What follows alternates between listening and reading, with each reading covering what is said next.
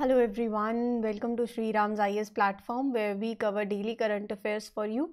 This is your mentor Arsu Kakkad, and in this session I'll be talking about the important articles that you see in news of today, that is 6th of April 2023. इसी के साथ साथ previous year questions भी हैं जो कि UPSC already पूछ चुकी है, तो हम दोनों चीज़ों को लिंक करेंगे और फिर एक कॉम्प्रिहेंसिव तरीके से इस सेशन को कैरी फॉरवर्ड करेंगे. एज यूजुअल कल जो मैंने आपको कुछ क्वेश्चंस दिए थे जो कि आपके होमवर्क लिस्ट में एडेड थे, मैं इसी उम्मीद के साथ कि आपने वो क्वेश्चंस करे हैं, मैं यहाँ पर उनके आंसर्स बता रही हूँ. जो कर रहा है वो कमेंट सेक्शन में दिख रहा है, जो नहीं कर रहे हैं वो मतलब self analysis is the best analysis. इसी के साथ ये रहा आपका पहला सवाल जो कि कल हमने डिस्कस किया. बेसिकली मैं ऑलरेडी आपको अंडमान एंड निकोबार के बारे में हमने काफ़ी कुछ कवर कर लिया है एंड दी अपकमिंग प्रोजेक्ट जिसकी बात हो रही है वहाँ पर, तो उससे एसोसिएटेड ट्राइब, कौन सा डिग्री चैनल वहाँ से अंडमान एंड निकोबार से सेपरेट करता है, और साथ ही साथ फिर मैंने आपको north to south arrangement of all the island वो भी दिखाया. मैप प्रैक्टिस भी करी हमने, बहुत ही कॉम्प्रिहेंसिव तरीके से चीज़ों को प्रीलिम्स और मेंस दोनों के पॉइंट से समझा है. अब देखो 2009 में यूपीएससी ने क्वेश्चन पूछा था कि in which one of the following places is the Shompen tribe found. तो यहाँ पर आपके पास 4 ऑप्शंस हैं.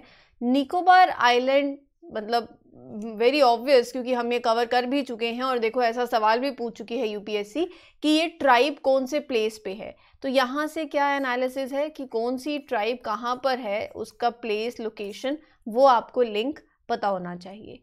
ठीक है. फिर 2014 में यूपीएससी ने पूछा कि in which one of the following pair of island is separated by each other by 10 degree channel. तो इसका मतलब जैसे अब यहाँ आपको पता होना चाहिए मालदीव्स और लक्षद्वीप जो है वो कैसे सेपरेट हो रहे हैं, कौन सा चैनल है. सुमात्रा और जावा अगर सेपरेट हो रहे हैं तो कौन सा चैनल है. निकोबार एंड सुमात्रा जो सेपरेशन है they are by each other, तो कौन सा डिग्री चैनल है. तो अंडमान एंड निकोबार सेपरेट हो रहे हैं बाय 10 डिग्री चैनल. तो ऑप्शन ए यहाँ पर करेक्ट आंसर है. और ऐसे क्वेश्चन जो हैं वो पूछे जाते हैं, जैसे नॉर्थ कोरिया और साउथ कोरिया हो गया, राइट, जो दे आर सेपरेटेड, जो लाइन है कौन से डिग्री चैनल पे जाती है. तो ये सब एक जनरल सेंस ऑफ अंडरस्टैंडिंग है जो आपको अब पता होनी चाहिए क्योंकि प्रीवियस ईयर क्वेश्चन ने ऐसा कहा है. ठीक है. Okay, next is with what purpose is the government of India promoting the concept of mega food parks. तो यहाँ पर ना आप क्वेश्चन का असेंस समझो, उन्होंने ना उसके रीजन पे बात करी है प्रीलिम्स में भी कि पर्पस क्या है, मतलब व्हाट इज द पर्पस कि अगर कोई गवर्नमेंट जो है, अगर गवर्नमेंट ऑफ इंडिया ये स्कीम लेकर आ रही है, मेगा फूड पार्क्स लेकर आए. अभी हमने पीएम मित्रा कवर किया था जो टेक्सटाइल रिलेटेड सेक्टर से एसोसिएटेड थे. तो उसके पीछे लाने का विजन क्या है, रीजन क्या है, वो पता होना चाहिए. ठीक है. तो जैसे कि ये है मेगा फूड पार्क स्कीम जो है, it was launched back in 2008 to set up modern infrastructure facilities for the food processing industries. तो यहाँ कर अगर आप देखो तो to provide good infrastructure facilities for the food processing industry, बिल्कुल ठीक है. To increase the processing of perishable items and reduce wastage, of statement 2 भी बिल्कुल ठीक है.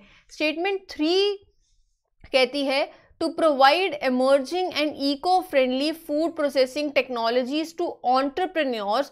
So ऐसा कोई अभी प्रोविजन स्कीम के ऑब्जेक्टिव में ऐसा कोई प्रोविजन नहीं था कि for basically provision for eco friendly food processing technologies for entrepreneurs. तो ऑब्जेक्टिव ही जो है दैट इज कि अच्छा गवर्नमेंट क्यों ये स्कीम लेकर आई. तो बेसिकली अगर मैं आपको इनडायरेक्टली बोलूँ तो आपको किसी भी स्कीम का ऑब्जेक्टिव क्लियर होना चाहिए.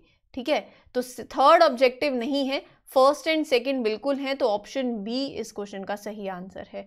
ठीक है. आंसर के साथ साथ वो समझ रहे हो ना कि क्या पूछा जा रहा है, ये इंपॉर्टेंट है. अगला 2017 में यूपीएससी ने पूछा था with respect to trade related analysis of flora and fauna and flora in commerce traffic. 2 statements थी.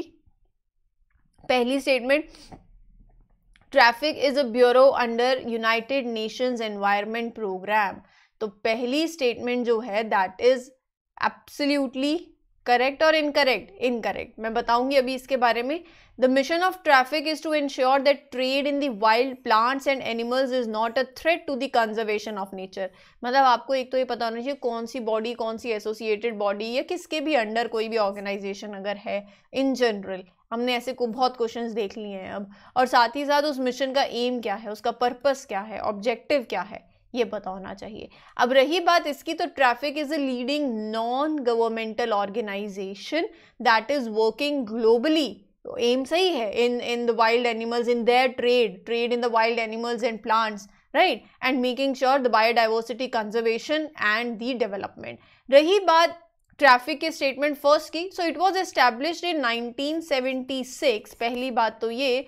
दूसरी बात, it is a joint initiative of IUCN and WWF, right. तो ये IUCN, international union for conservation of nature, and world wild life fund का initiative है। तो इसीलिए आपका जो फर्स्ट स्टेटमेंट है वो इनकरेक्ट हो जाता है, और यहाँ पर सेकेंड स्टेटमेंट जो है वो करेक्ट है, दैट इज ऑप्शन बी। समझ आया किस तरीके से सवाल पूछे जा रहे हैं। जैसे for the first time in our country 2016 में सवाल आया, which of the following state has declared a particular butterfly as the state butterfly. कल हमने बटरफ्लाईज के बारे में कवर भी किया था। एक काउंट बता सकते हो वेस्टर्न घाट्स में कितना हो गया है? ये चलो कमेंट सेक्शन में बताना, क्योंकि ये हमने कल ही कवर किया है, राइट। तो यहाँ पर Maharashtra became the first state in the country to have a state butterfly, right, blue मोमन। तो answer is option D, Maharashtra. ठीक है, ऑप्शन डी, फाइन। तो यहाँ पर आपने प्रीवियस ईयर पेपर को क्वेश्चंस को एनालाइज किया है, किस तरीके से क्वेश्चंस पूछे जाते हैं, एक जनरल सेंस ऑफ अंडरस्टैंडिंग आ गई होगी। अब चलते हैं आज क्या कवर करने वाले हैं। सबसे पहले तो एक रिपोर्ट है, ये चीज़ें आपके मेंस प्रीलिम्स दोनों को ध्यान में रखे हैं। आज एक मेंस का क्वेश्चन भी दिया जाएगा, मेक श्योर कि आप उसका आंसर ज़रूर लिखें। प्रीवियस ईयर क्वेश्चन है 2021 में, आई थिंक यूपीएससी ने पूछा हुआ है, तो मैं उसके रिगार्डिंग आपको कुछ पॉइंटर्स भी दूंगी, राइट। पहला देखो, जीएस पेपर 2 से आप इसको लिंक कर सकते हो, world energy transition outlook report. इस रिपोर्ट के बारे में जानेंगे, प्रीलिम से कैसे क्वेश्चंस बनते हैं वो दिखा दूंगी। रिपोर्ट आई थिंक सबको पता ही है अब कैसे क्वेश्चंस आते हैं, लेकिन फिर भी, और साथ ही साथ मेंस के लिए भी इसकी एक जनरल अंडरस्टैंडिंग होनी चाहिए। तो will talk about it in detail, energy transition के बारे में।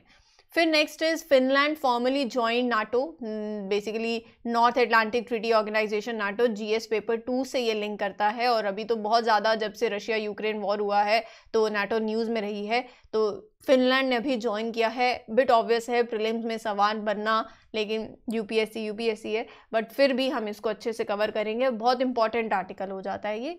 सुबनसिरी लोअर डैम प्रोजेक्ट, ये बहुत इंपॉर्टेंट है। आप इसको पेपर 1, पेपर 2, पेपर 3 से भी देख सकते हो। पेपर 1 में इसका ज्योग्राफी सेक्शन आ सकता है, पेपर 2 से ऐसे प्रोजेक्ट्स जो गवर्नमेंट ऑफ इंडिया लेकर आती है, तो साथ ही साथ पेपर 3 में एनवायरनमेंट सेक्शन से भी आप इसको लिंक कर सकते हो। बेसिकली आप इसकी ओवरऑल अंडरस्टैंडिंग में इसका environmental impact, social impact, right, and such projects coming by the government of India, तो बहुत तरीके से इसको कवर करा जाएगा 360 डिग्री। प्लस यहाँ पर आपको प्रीलिम से एसोसिएटेड रिवर के बारे में पता होना चाहिए। नेक्स्ट इज जीएस पेपर 3 से परम्बिकुलम टाइगर रिजर्व न्यूज़ में है, तो हम उसको मैप में देखेंगे। फिर जीएस पेपर 3 में ही से ही लिंक करता है एक बहुत important topic, that is with respect to Dhawan 2 engine. Skyroot Aerospace test fired its 3D printed Dhawan 2 engine. तो इसके बारे में, इस कंपनी के बारे में, बेसिकली प्राइवेट सेक्टर जो है इससे एसोसिएटेड, तो उसको कवर करेंगे। क्रायोजेनिक इंजन के बारे में समझेंगे, स्टैटिक थोड़ा सा समझ आ जाना चाहिए इसका पहले, तो फिर इसको हम आगे बात करेंगे इस पे, तो उसको भी कवर करेंगे। Next is Asiatic water snake. तो Asiatic water snake GS paper 3 से लिंक करता है, इसका IUCN status and every other thing with habitat, location, सब कुछ विल कवर इट, राइट। तो एक ओवरऑल अंडरस्टैंडिंग आई होप कि आपको मिल गई है। ये जो भी हम आर्टिकल्स कवर करने जा रहे हैं आपके मेंस प्लस प्रीलिम्स के पर्सपेक्टिव से होंगे। दूसरी बात, अब आपको यहाँ पर एक मेंस का क्वेश्चन मिलेगा, and third thing is prelim से एसोसिएटेड, इन्हीं टॉपिक से एसोसिएटेड क्वेश्चंस होंगे, so try to answer them in the comment section. ठीक है, इन तीनों चीज़ों को कंबाइन करते हुए ये रहा हमारा आज का पहला आर्टिकल, जो बात करता है फिनलैंड। पहले ही होमवर्क दे देती हूँ, ये होमवर्क ऐसा होमवर्क है जो if you are true to yourself you will do it, right. Finland को मैप में जाकर देखना है, प्लीज़ इसको इंश्योर करना कि आप इसको मैप में जाकर ज़रूर देखें। और अब चलते हैं इस बेसिकली न्यूज़ आर्टिकल के बारे में। तो ये न्यूज़ आर्टिकल क्या कहता है, Finland recently joined the NATO, North Atlantic Treaty Organization military alliance, and the country's accession is seen as the historic policy shift that came in the wake of Russia invasion of Ukraine. तो यहाँ पर मेरे लिए एक और सवाल भी है, आपके लिए है बेसिकली। हमने ना वर्ल्ड हैप्पीनेस रिपोर्ट 2023 कवर करी थी, अगर आपको याद हो तो याद है, कुछ ऐसे लिंक कर सकते हो। हमने फिनलैंड पढ़ा था, वहाँ पर वर्ल्ड हैप्पीनेस रिपोर्ट में Finland took the top position, और Finland basically for the 6th year in the row Finland has been crowned as the happiest nation, right. तो ये चीज़ें आपको लिंक करनी आनी चाहिए। इंडिया की रैंक कितनी थी? इंडिया की रैंक थी 126 out of 136 countries. This is the way that you should link, right. तो ये तो हो गया थोड़ा सा लिंकेज की बात, जो हम अभी फिनलैंड हमने देखा तो हमने कुछ रिवाइज कर लिया। अब रही बात इस पर्टिकुलर आर्टिकल की, तो रशिया यूक्रेन वॉर जो रहा है उसमें नाटो जो है काफ़ी रिवॉल्व किया है, इसी के अराउंड सारी स्टोरी भी चली है। तो यहाँ पर हम थोड़ा सा अब इसको समझ लेते हैं इस आर्टिकल को। तो बैकग्राउंड बेसिकली यही है that Finland joined NATO due to the Russia's invasion of Ukraine. Cold war के टाइम पे बहुत रहा है, जो वेस्टर्न कंट्रीज हैं उन्होंने एक ब्लॉक क्रिएट किया, दैट इज दिस नाटो। अब यहाँ पर अगर फिनलैंड नाटो को ज्वाइन कर लेता है तो what do you think the possible impacts are?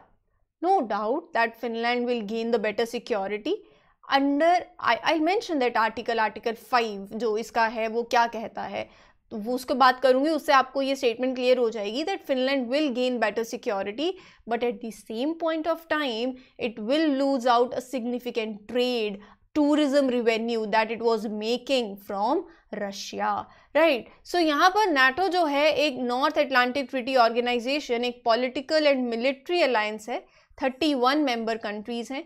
1949 में इट वाज फॉर्म, कि आसपास की जो भी कंट्रीज हैं जैसे वेस्टर्न कंट्रीज अगर आप देखो तो to promote mutual defence and collective security among its members.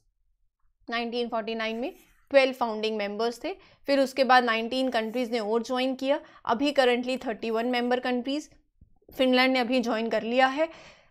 31 member countries याद करना थोड़ा सा टफ होगा, but try to make sure आप एक बार तो गो थ्रू कर लें इनको, और लेटेस्ट पता होनी चाहिए, जैसे स्लोवेनिया ने ज्वाइन किया है और कौन कौन सा मेंबर है, जैसे फिनलैंड ने 2023 में किया, 2017 में किसने किया, लैटविया, एस्टोनिया, ये सब मेंबर्स हैं। 2020 में नॉर्थ मैसेडोनिया इसने ज्वाइन किया।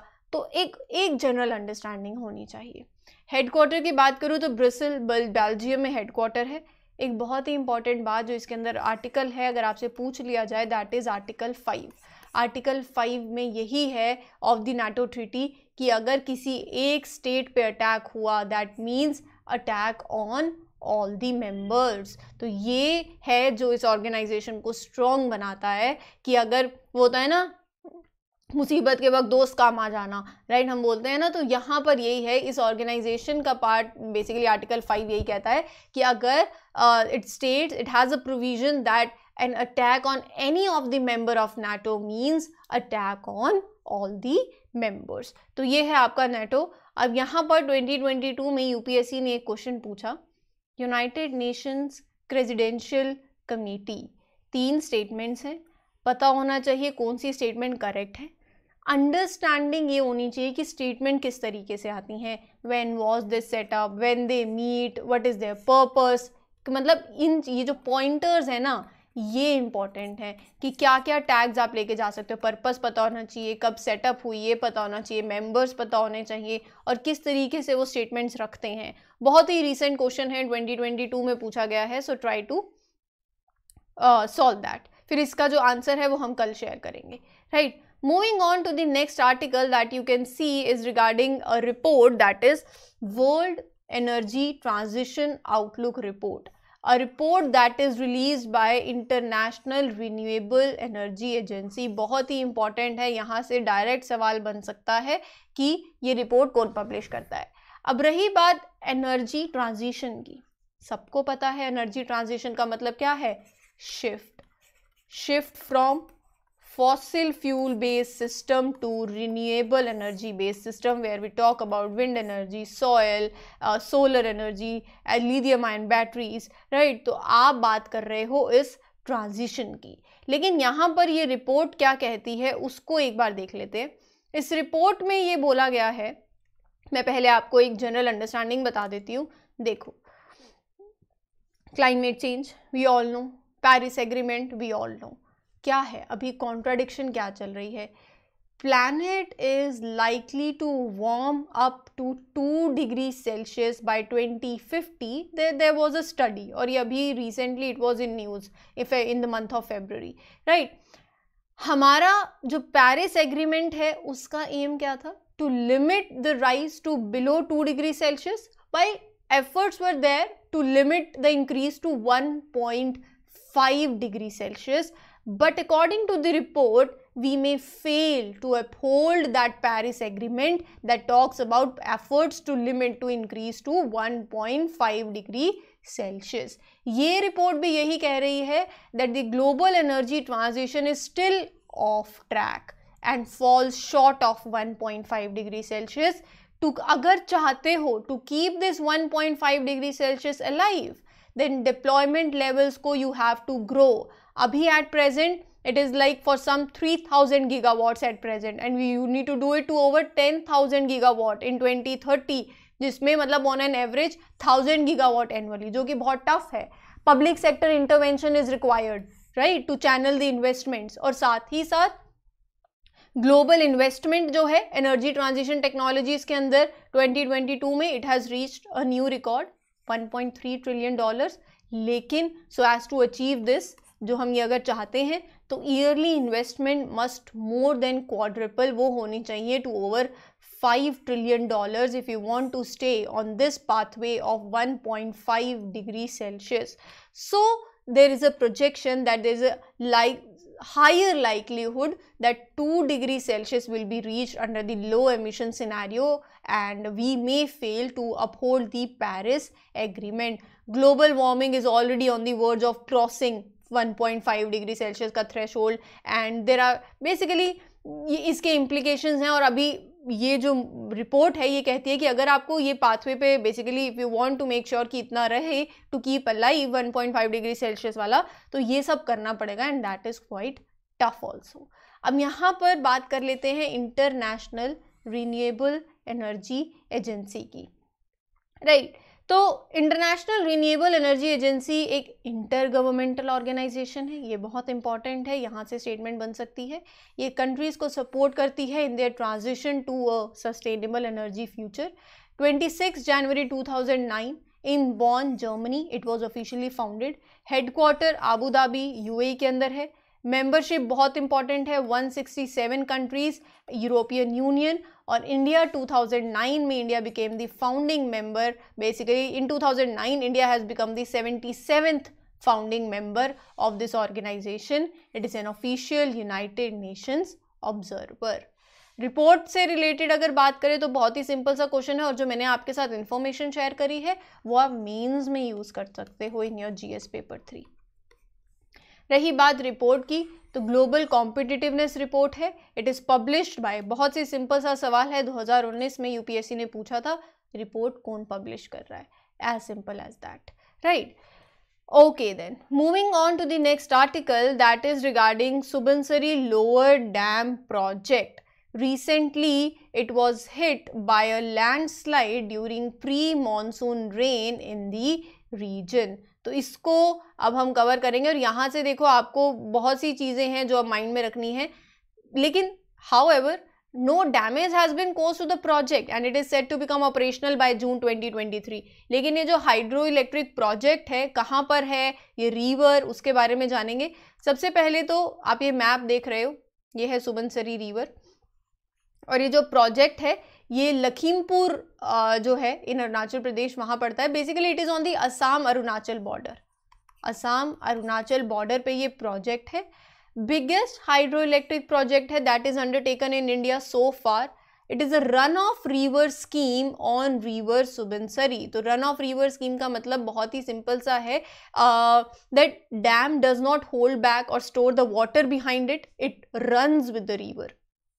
जैसे ये डैम है, राइट, तो यहाँ से जो रिवर का जो नेचुरल फ्लो रेट है वाटर का, वो यहाँ से जाएगा और it will run the turbine है, राइट। तो यहाँ पर वो जो नेचुरल फ्लो है ऑफ और flow rate of the river, उससे ही the flow of water in the river downstream of the dam is same as the flow of the water upstream of the dam, and the dam does not hold back और the store water behind it, it runs with the water, right. सो रही बात अभी river Subansiri की, उसको भी cover करेंगे, लेकिन ये मैंने आपको बता ही दिया, नॉर्थ लखीमपुर में बॉर्डर बेसिकली है ऑन दी अरुणाचल प्रदेश और असम के बॉर्डर पे। 2000 मेगावाट की कैपेसिटी है, एक कंक्रीट ग्रेविटी डैम है और 116 metre high. It is developed by national hydro power corporation. Concrete dam basically, gravity dam मतलब कंक्रीट स्टोन मैसनरी से it is being constructed, right, and it requires very little maintenance. River UPSC का बहुत ही favourite topic, right, तो उसके बारे में भी देख लेते हैं। ये रिवर कहाँ से बेसिकली शुरू होती है, तो वो have a look over it. कहाँ से शुरू होती है रिवर? तिब्बत प्लेटू से ओरिजिनेट करती है। ये रिवर देख रहे हो सुबनसरी, और ये ब्रह्मपुत्रा रिवर की ट्रिब्यूटरी है। तो ये अगर आपसे सवाल ऐसा आ जाए कि विच ऑफ द फॉलोइंग, 2014 में यूपीएससी ने पूछा which of the following flows through Arunachal Pradesh, तो 3 रिवर के नाम हैं, 2014 में पूछा। अब आप ये बहुत आसानी से क्वेश्चन लेके जा सकते हो। इस क्वेश्चन से एसोसिएटेड हमारे माइंड में एक सवाल भी आना चाहिए, दैट इज ये जो हाइड्रो पावर प्रोजेक्ट्स हैं, इनका क्या इम्पैक्ट पड़ता है in the Himalayan region, right. ये है आपके जो मेंस में काम आएगी बात, और इसको अभी आप सोचो, मैं आपको एक क्वेश्चन दूंगी फिर इसको कवर भी करेंगे। अभी रिसेंटली नेक्स्ट आर्टिकल पे चलते हैं, जो कि बात कर रहा है परम्बिकुलम टाइगर रिजर्व की। ये न्यूज़ में इसलिए है क्योंकि अभी division bench of Kerala high court उन्होंने ऑर्डर किया, ये आप देख ही सकते हो, that the wild elephant at the Idukki district be captured and translocated to the Parambikulam tiger reserve, right. Tiger reserve की बात हो रही है, सॉरी। तो यहाँ पर ना ये टाइगर रिजर्व हमारे लिए इंपॉर्टेंट न्यूज़ में से सिर्फ यही है कि हम परम्बिकुलम टाइगर रिजर्व को देख लें। ये रहा परम्बिकुलम टाइगर रिजर्व, केरला, दिख गया। So it is located in the Palakkad district of Kerala. North south arrangement बिल्कुल आपको आना चाहिए, बहुत इंपॉर्टेंट है। And it lies between the Anamalai hills and Nelliampathy hills of the southern western Ghats. Well basically flora and fauna की बात करूँ तो evergreen forest, moist dry deciduous forest, grasslands, it supports a diverse habitat. And fauna में lion tail macaques, Malabar giant squirrel, flying squirrel, so there are many of these species that are rare, endangered, threatened, जो कि यहाँ पर पाई जाती हैं। ये ना कुछ आपके पास साइंटिफिक टर्म्स हैं जो यहाँ पर देखने को मिलती हैं, स्पीशीज, तो आप याद कर सकते हो। बस एक बार थोड़ा सा माइंड में भी रह जाए ना, जैसे कॉस्किनियम फेनेस्ट्रेटम, अल्ट्रेरिया सेलिसिफोलिया, तो ये IUCN रेड लिस्ट में ये है। मेडिसिनल प्लांट्स हैं that are endemic to Anamalais, right. तो ये नाम पता होने चाहिए कि किससे एसोसिएटेड हैं। जैसे कि नाम देखो, टॉम्पेट्रिना परम्बिकुलमन, ये एक एंडेमिक फ्रॉग है ऑफ द परम्बिकुलम, राइट। तो जैसे ये जो नाम है दैट इज सुरेंद्र नथानई, तो ये एक फिश है। सिंपल सा सवाल आएगा, this term is in news, it is associated with which species, तो वो नाम फ्रॉग, फिश, पता, इतना पता होना चाहिए। सवाल आपका, आंसर आपका, मार्क्स आपके। With reference to India's desert national park 2020 में यूपीएससी ने क्वेश्चन पूछा था, which of these following statements are correct. मैं इसकी कंप्लीट एनालिसिस करूंगी आपके साथ कल। Meanwhile please try to answer this question, और फिर इस क्वेश्चन को हम अच्छे से कल कवर करेंगे, right. Moving on to the next, mains का एज आई सेड एक प्रीवियस ईयर क्वेश्चन लेंगे, 2021 में यूपीएससी ने पूछा, और अभी हमने एक एग्जांपल भी देख लिया, that landslide that hit that project in Arunachal Pradesh. So describe the various causes and the effects of landslide, mention the important components of national landslide risk management strategy. अगर मैं हाइड्रो पावर प्रोजेक्ट्स की मैंने वहाँ पर बात करी थी, उसको हिमालयन रीजन में No, definitely it has a potential, and the government of India estimate that this region has a potential to generate like a great number megawatt की अगर बात करूं तो. लेकिन रिस्क क्या है? Himalayas are a part of seismically active zone.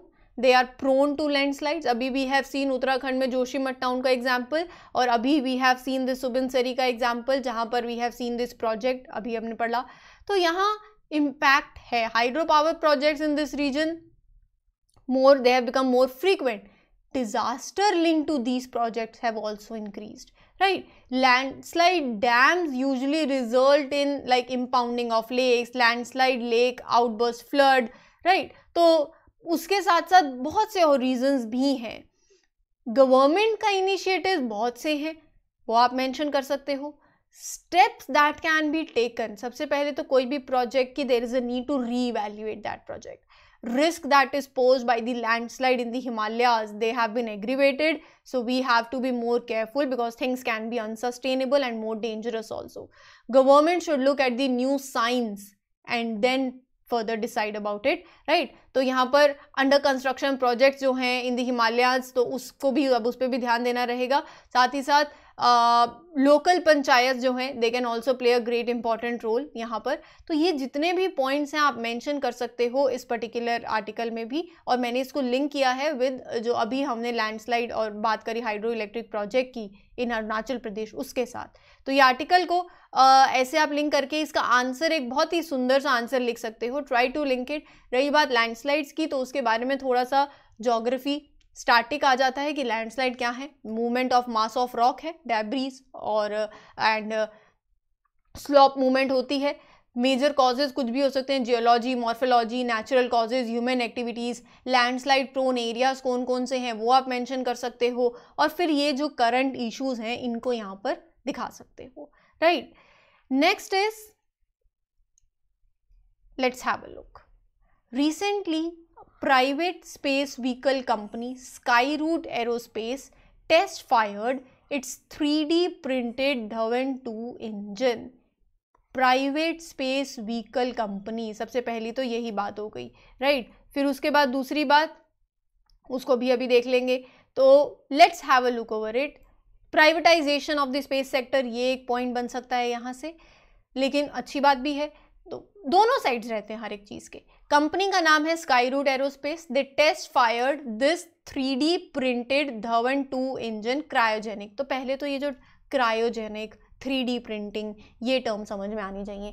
Cryogenic engine ये आप देख रहे हो, this is a last stage of the launch vehicle.